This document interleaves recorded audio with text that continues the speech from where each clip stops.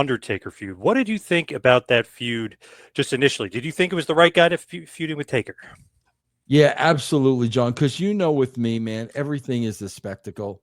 And these are two larger than life wrestlers. These are two larger than life characters. So it's not just another wrestling match. It's two gigantic men, well refined characters, and this is a spectacle. This is the type of match and angle that everybody's going to be interested in.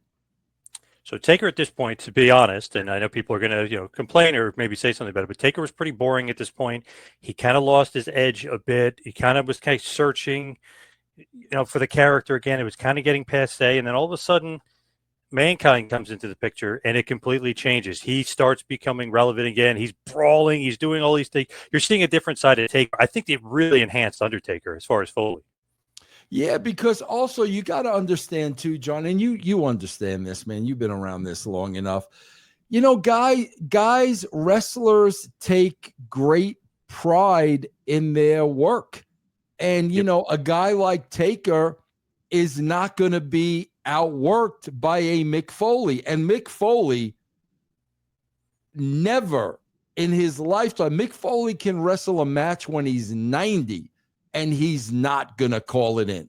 So you are getting 100% Mick Foley. And now Taker knows I need to raise my game. He is not going to be upstaged by Mick. So, John, I think it was a perfect storm. He did some crazy matches. I mean, Foley in Japan, the death matches. He had some crazy matches in ECW. He had some outright wars with Vader and WCW. And this is like just another notch in the belt here because he's going to bring a different side of Undertaker, and it's going to be wild brawls. It's going to be crazy matches. I mean, we're going to see something we maybe never saw at Undertaker either. So Foley's kind of pushing him to the next level. Absolutely. And I'm sure that Taker was grateful for that. I mean, Taker took great pride in everything that he did. I promise you he was grateful for that. So here starts the feud, basically, the Undertaker feud. Good friends, better enemies. Taker wins against Mankind in the dark match, setting up King of the Ring at 96, where Mankind wins, shockingly, and Paul Bearer hit Undertaker by accident with the urn. So you're seeing a little bit of a tease there, like, oh, was it really by accident? Was it like, what the heck happened there? So Bearer cost Undertaker the match. Foley gets his first, big win. I mean, that's a huge win a few months in. Yeah, and it's awesome too, bro, because we're going someplace with a story. So, that spot with Paul Bearer is, like you said, man, it's just a little preview of things to come, which that's the thing, John. Unless you have story, you're just beating people. And that's how you get into 50-50 booking, because there's no story. This obviously was the start of a story with Taker and Paul Bearer. So it's not about Taker losing.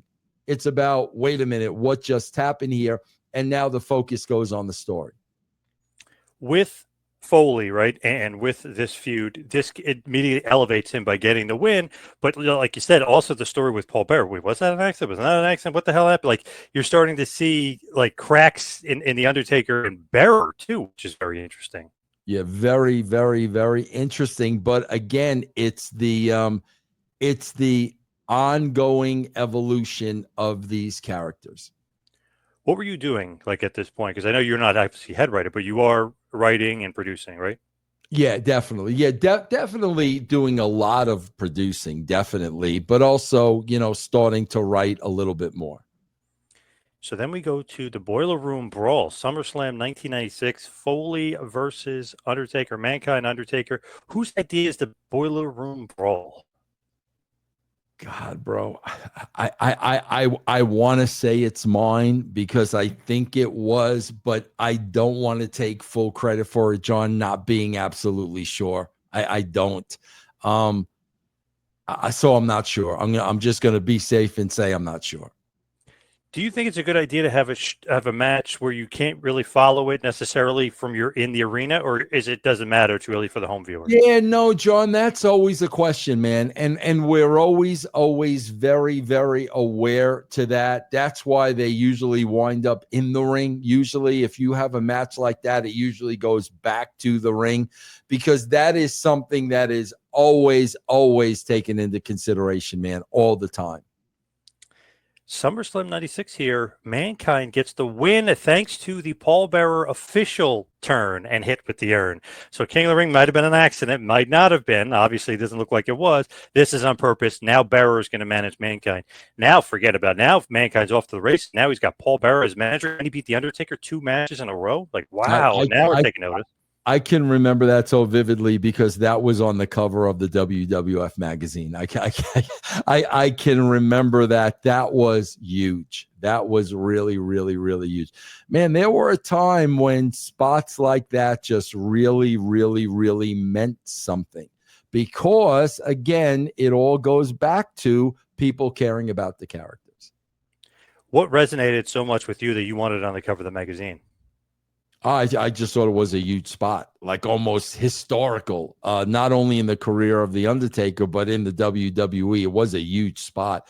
I think that was up there with, Marty Jannetty through the plate glass window, Snooker, and, Roddy Piper. I think that was an iconic moment.